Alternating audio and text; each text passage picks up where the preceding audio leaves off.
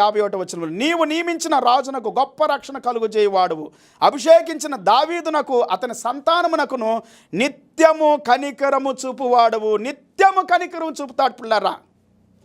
He is the tower of salvation for his king and showeth mercy to his anointed, unto David and to his seed forevermore.